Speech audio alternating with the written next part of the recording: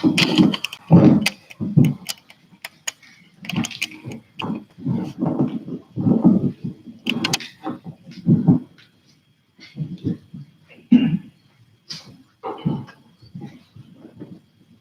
الحمد لله نحمده ونستعينه ونستهديه ونؤمن به ونتوكل عليه ونعوذ بالله من شرور أنفسنا وسيئات أعمالنا من يهده الله فلا مضل له ومن يضلل فلا هادي له وأشهد أن لا إله إلا الله وحده لا شريك له وأشهد أن سيدنا محمدًا عبده ورسوله ونبيه وصفيه وحبيبه بلغ الرسالة وأدى الأمانة ونصح للأمة وجاهد في سبيل الله حتى أتاه اليقين وتركنا على المحجة البيضاء ليلها كنهارها لا يزيغ عنها إلا هالك فاللهم صل وسلم على سيدنا محمد في الأولين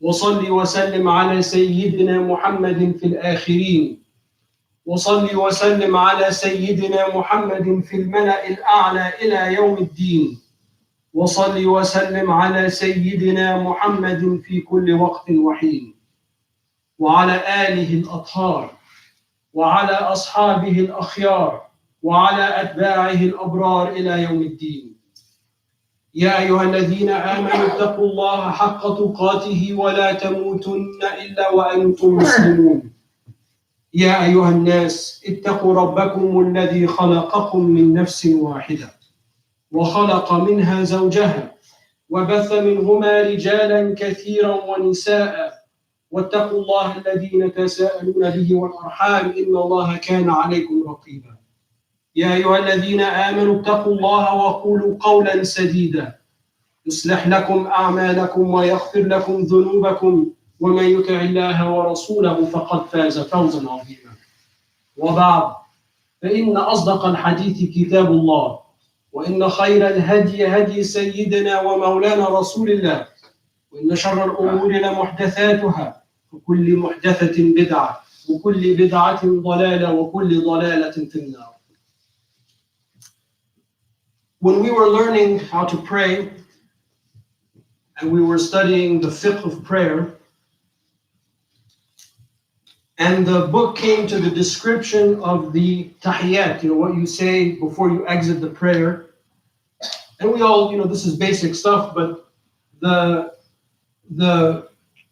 what we say in that mode when we are kneeling before we do the salam is we say at-tahiyyatu lillahi as-salawatu tayyibat wa salamu alayka ayyuhan nabi. And then the teacher would always stop and he would say, notice that when you say that you are speaking directly to the Prophet sallallahu alaihi wasallam.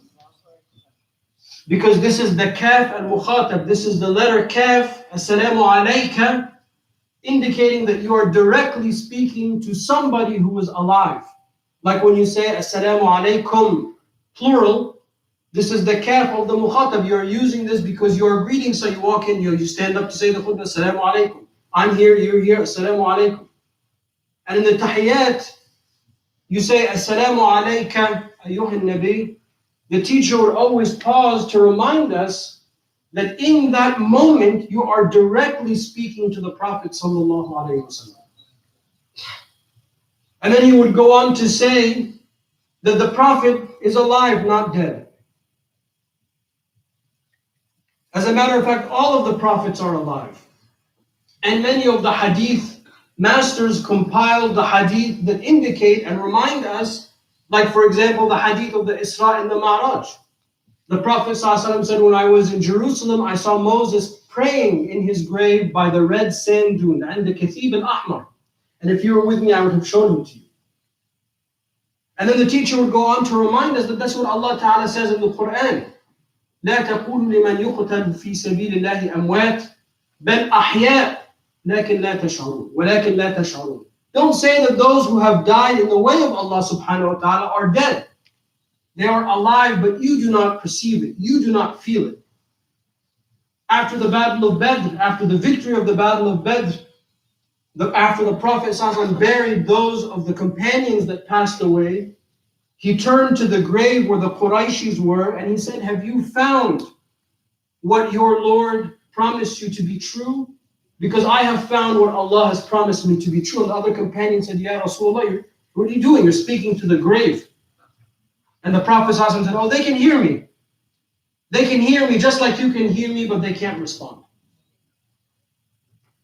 And then the teacher goes on to remind us that what we believe about life and death, sometimes it needs to be fine-tuned, because death is not the end of life. In our belief, I mean, death is death, of course, from a clinical and biological point of view. But from a faith point of view, and sometimes our definitions are not the same, death is not the end of life, but the moving of one mode of living to another mode of living. All of this from this one letter in the prayer, something that we do all the time, every day.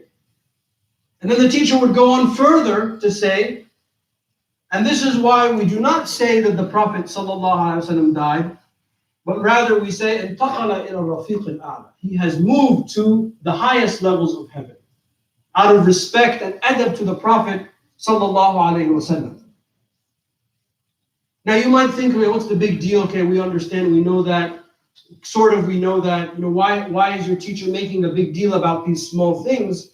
Because what I want to talk about today is the significance of that belief in our individual life. How do we develop a personal relationship with the Prophet ﷺ? And this is a larger topic than I can do justice in the khutbah. But because tomorrow is the 12th of Rabi' al-Awwal, the day in which we celebrate the birth of the Prophet ﷺ, continuing with this theme of the Prophet in this blessed month of Rabi' al-Awwal, how do we develop a personal relationship? The companions, many of them were close to the Prophet ﷺ. They would see him every day. They would wake up, leave their house in Medina, go about doing their business, and the chances are that they would see him, that they would interact with him, that he went to the market to get something, or he was helping somebody out, or during the prayer time in the mosque, they would get together. They could see him, sallallahu alaihi wasallam. So they had a personal relationship. This is not a fictional figure. This is a real person whose description, as we said last week, is so enshrined in our literature that were we to take this description to a forensic expert, they could draw exactly how the Prophet ﷺ looked. So they were blessed because they had this personal relationship. If they had a question, they asked him. If they had a concern, they went to him. If they were upset, they went to him and he calmed them. If there was a dispute, he would solve the dispute. He was their leader. He was their judge. He was their mufti. He was the commander-in-chief. He was the messenger of Allah sallallahu alayhi wa sallam. But don't think that because we are not amongst those people, that somehow doesn't apply to us, that we can have a relationship with the Prophet sallallahu alayhi wa sallam. But you have to understand this belief first, that when you do this prayer, that you remind yourself in the tahiyyat that you are speaking directly to the Prophet sallallahu alaihi wasallam. What does he tell us about that? He tells us, for example, none of you send your salams to me except that I hear it and that I respond.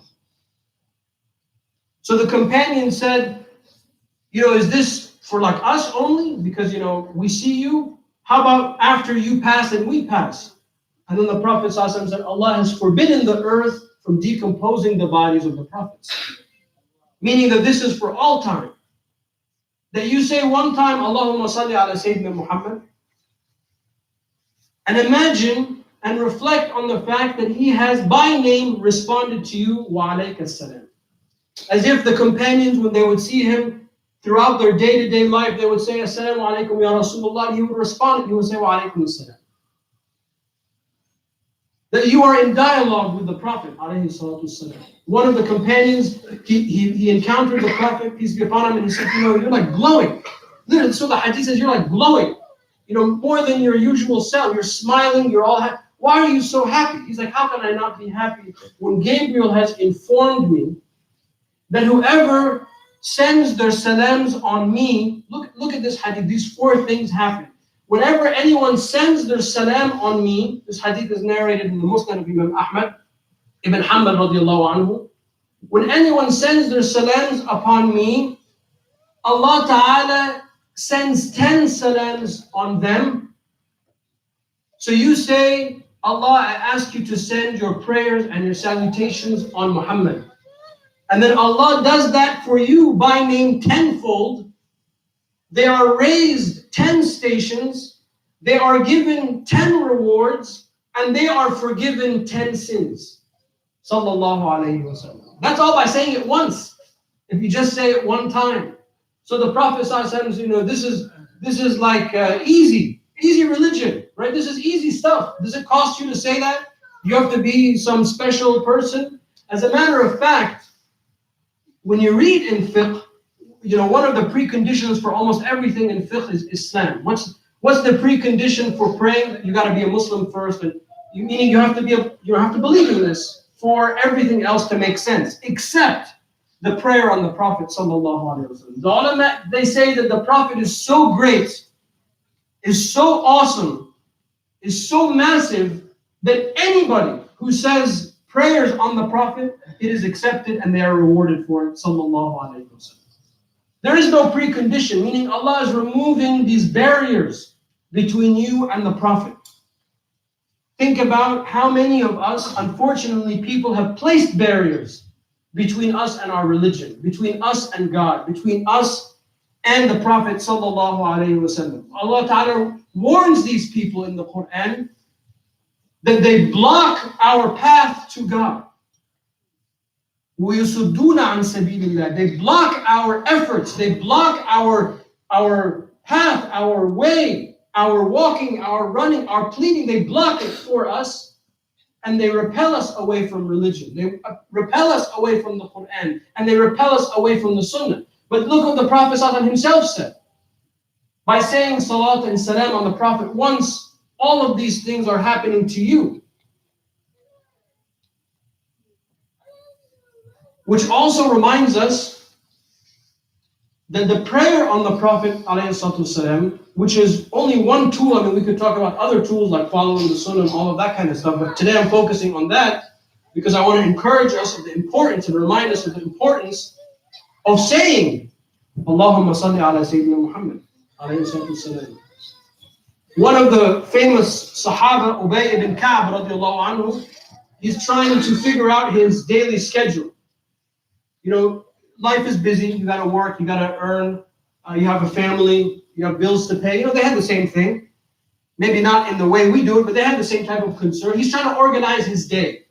So he went to the Prophet, peace be upon him, and said, Ya Rasulullah, I decided that I can 1/4 of all of my extra devotional acts, I will dedicate to sending my prayers upon you. Is that good? And the Prophet ﷺ, he said, that's good, but if you did more, it would be better. So he said, okay, I think I can give you a half.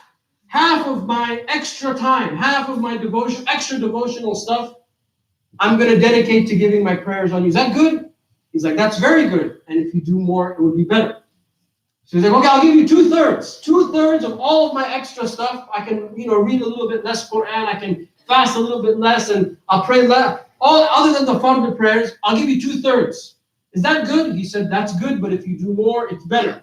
He said, I will give you all of my extra time, all of my devotion, all of my love, all of my waking moments, I will dedicate to saying prayers upon you. Will that be enough? And then the Prophet ﷺ said, not only will that be enough, but Allah Ta'ala will take care of any of your needs. And because of this hadith, and all of these hadith, by the way, are all sahih. I'm not giving you any weak stuff, so. This is the real deal. This is Quran and Sunnah.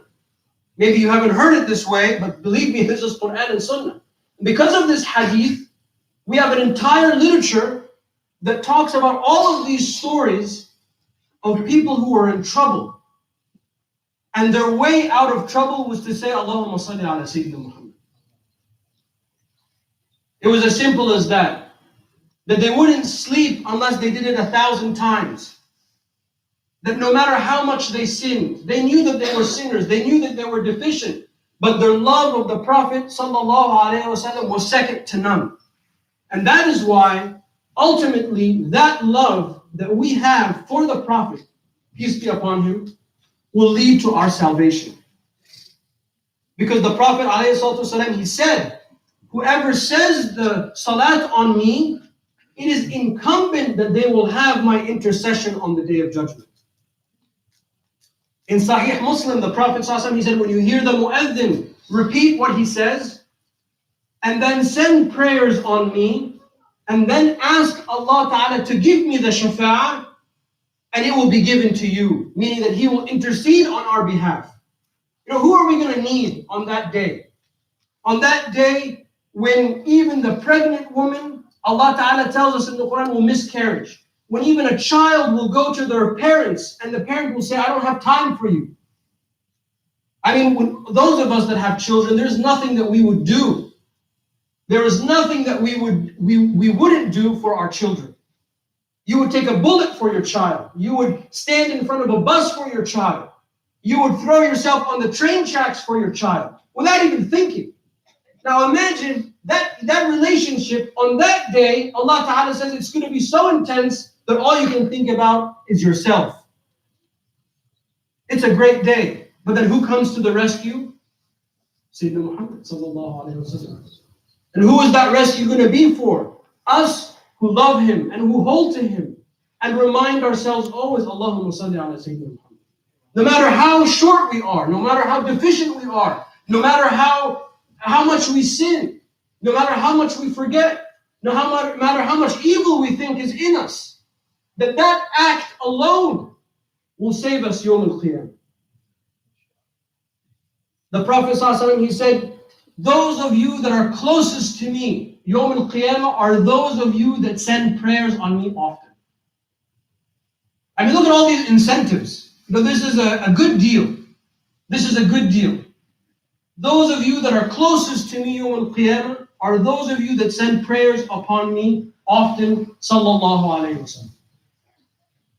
We are the ummah of Muhammad, alayhi salatu wasalam. We are the ummah, we are the nation of love. Tomorrow, this whole month, the whole Muslim world is celebrating this gift that we have been given. The Prophet ﷺ, he said, إِنَّمَا أَنَا رَحْمَةٌ مُهْدَاةٌ. Indeed, I have been sent as a merciful gift. A gift of love, a gift of mercy. That we have been given an insan kamil, the perfect human being. Imperfect, إِنَّكَ لَعَلَى خُلُقٍ عَظِيمٍ. Indeed, you are upon a vast character. Meaning that not only was his character good, he is the definition of good character. Sallallahu alayhi wa sallam. He is the definition of balance. He is the definition of love. He is the definition of mercy. And how lucky we are to be of this community. The community of the beloved of Allah Ta'ala, sallallahu alayhi wa sallam. And this has engendered for our community over history, almost an upset. We are obsessed with the Prophet alayhi sallam. There is nothing about the Prophet that we don't know, that we don't love, that we don't hold to, whether it's the hadith that we have verified, whether it's artifacts of the Prophet ﷺ that are spread throughout museums around the Muslim world, stories, descriptions, his footprint that you find in different places in the Muslim, all of these things is out of our love and our need of the Prophet ﷺ. How else would we worship Allah if we didn't have this guidance?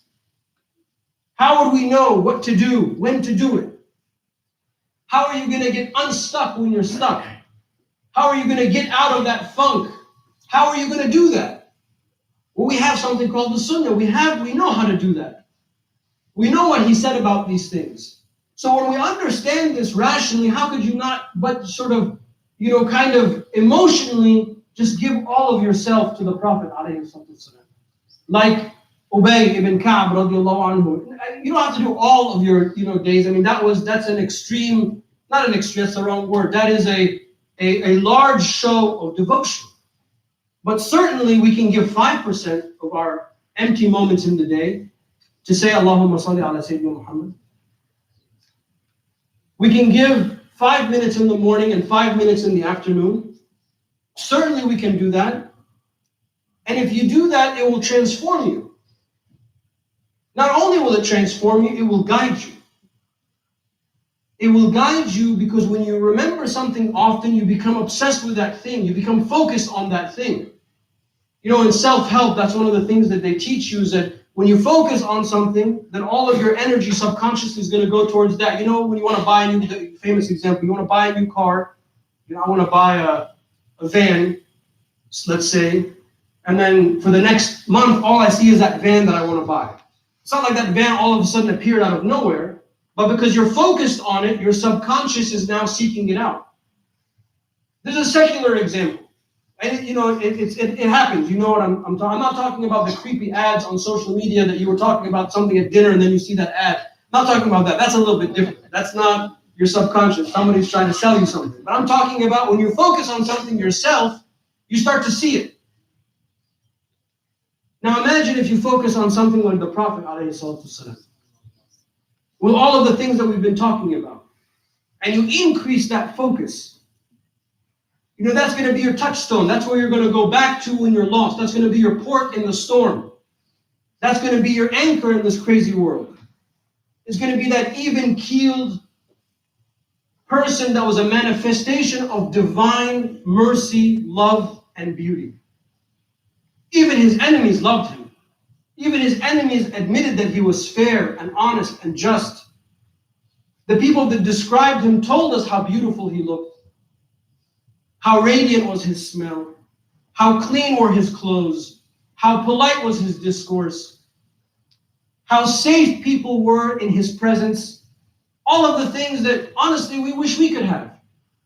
Don't we wish we could be safe with one another when we talk to somebody? Don't we wish that when we leave our homes in the morning or go to work or school, that we are safe, that we're not going to be bullied, that we're not going to get picked on, that we're not going to have somebody that's this feeling that somebody's out to get us? But even the enemies of Islam amongst the Quraysh knew that if they went to the Prophet ﷺ, they would be safe. And that's how we read. How do you think Khalid ibn Walid was able just to walk into Medina one day and go straight to the mosque and sit with the Prophet and profess his Islam? This is like public enemy number one. You know, a leader of the Qurayshi army that was a general that was leading battles against Medina. He just walks into Medina one day, goes straight to the mosque and hangs out with the Prophet ﷺ, because they knew that they were going to be safe. So when you think about this is why the salawat is important, because the more you do it, the more your relationship with the Prophet ﷺ will be personal. The more that you will think about him in those moments in which you need to think about him. The more that prayer will guide you, the more that prayer will save you, the more that prayer will release that mercy and that love of that which you are remembering, it will be released on you, inshallah. All of that from one letter, the kaf. In Assalamu alayka ayyuha nabi. أقول قولي هذا واستغفر الله لي ولكم فاستغفروه إنه هو الغفور الرحيم.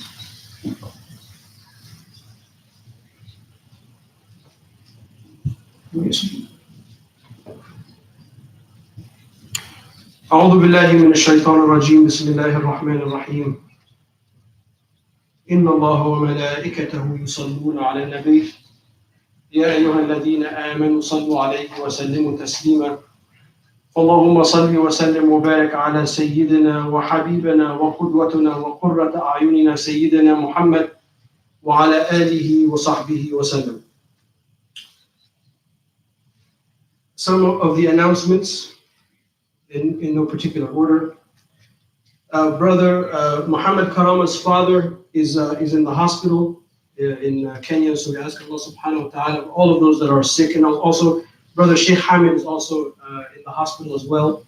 Here, he's been in the hospital for the last few days, so we ask Allah subhanahu wa ta'ala, by the infinite blessings of this month and of this day, may they be healed, inshallah, from their sickness, and may all of those who are suffering be healed, and all of those who have passed, may Allah ta'ala descend upon their graves with His mercy and His forgiveness, inshallah.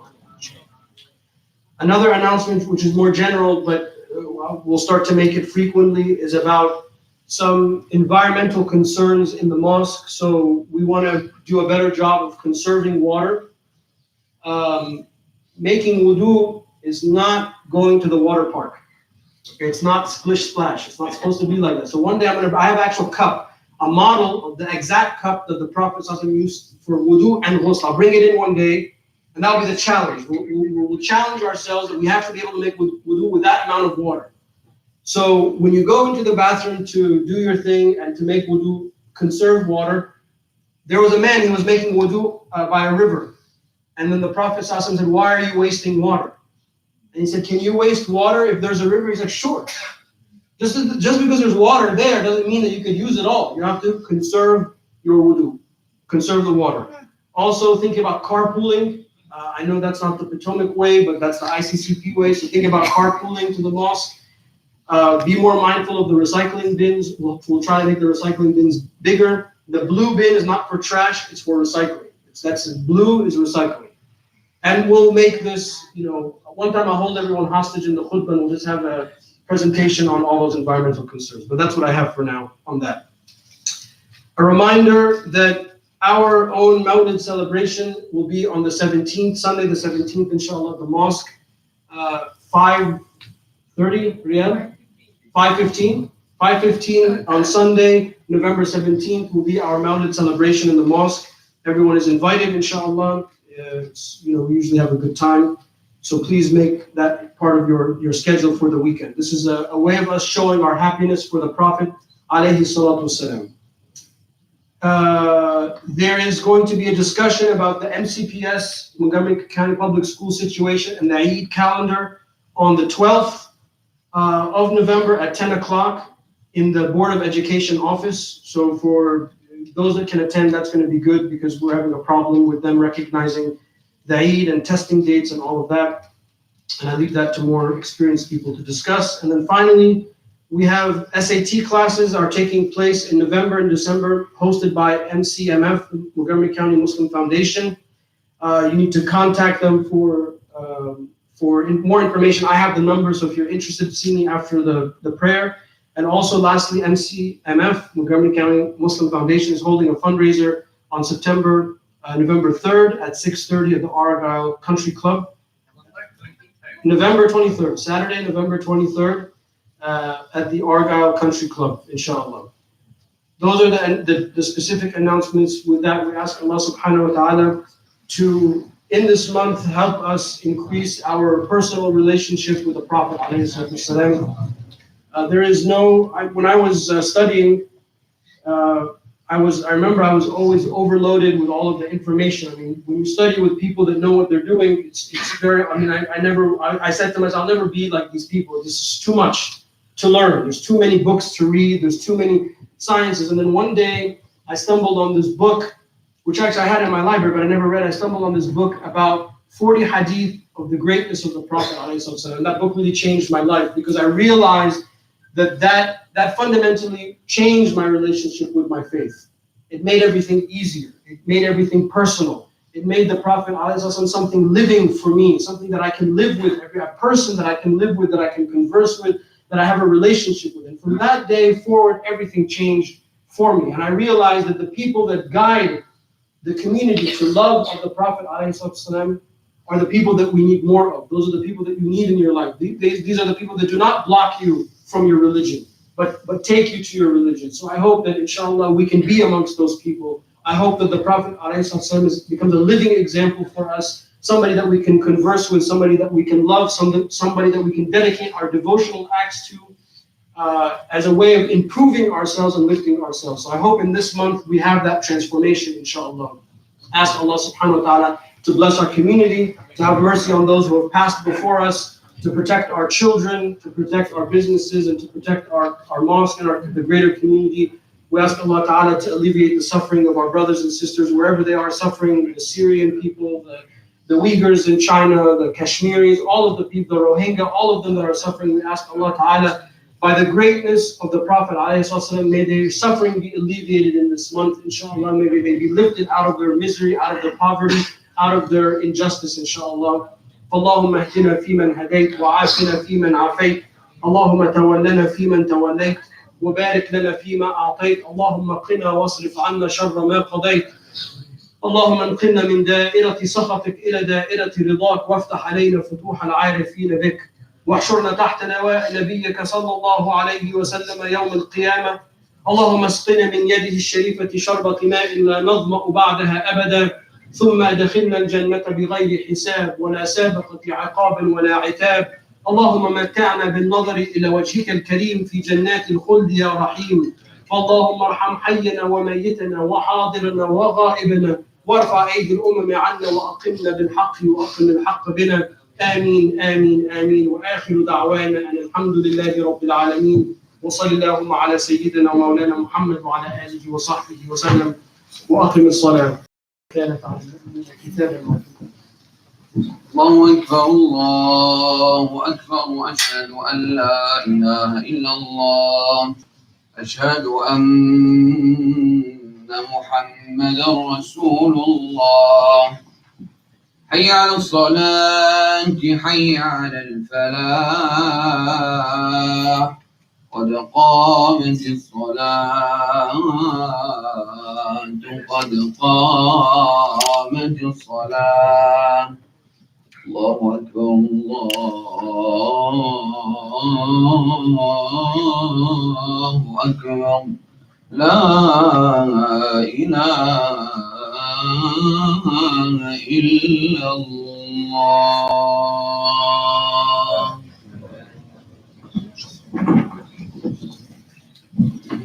استقيم رحمكم الله.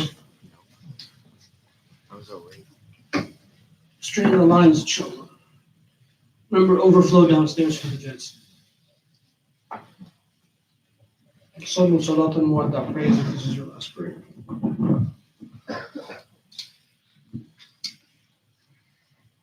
Allahu Akbar.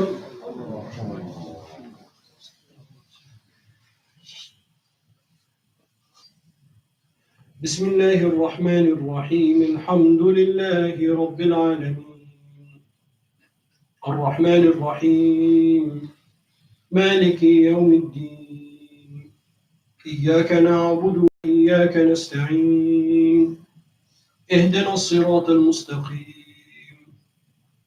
صراط الذين أنعمت عليهم غير المغضوب عليهم ولا الضالين.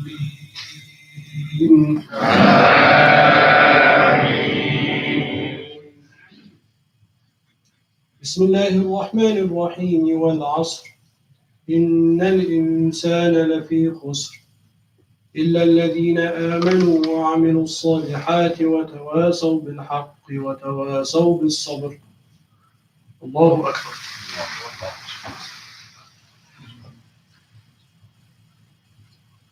سمع الله لمن حمده.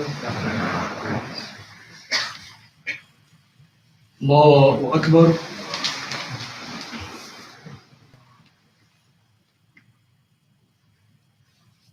الله أكبر. الله أكبر.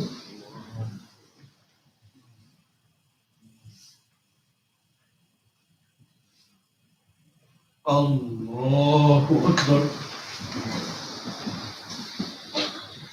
بسم الله الرحمن الرحيم. الحمد لله رب العالمين، الرحمن الرحيم، مالك يوم الدين، إياك نعبد وإياك نستعين، اهدنا الصراط المستقيم، صراط الذين أنعمت عليهم غير المغضوب عليهم ولا الضالين.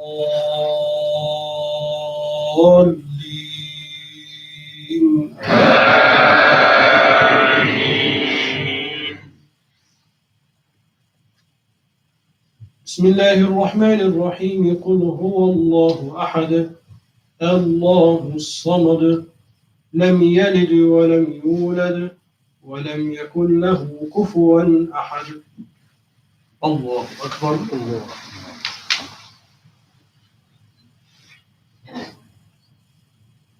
سمع الله لمن حمده.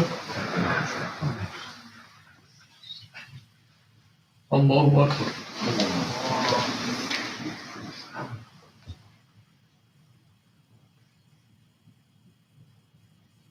الله أكبر. الله أكبر.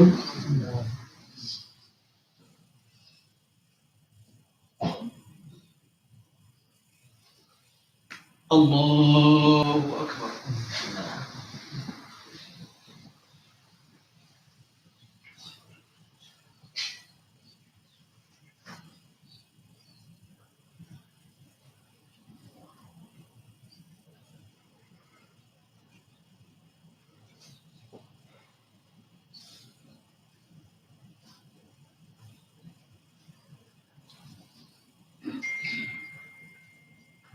السلام عليكم ورحمة الله. السلام عليكم ورحمة الله.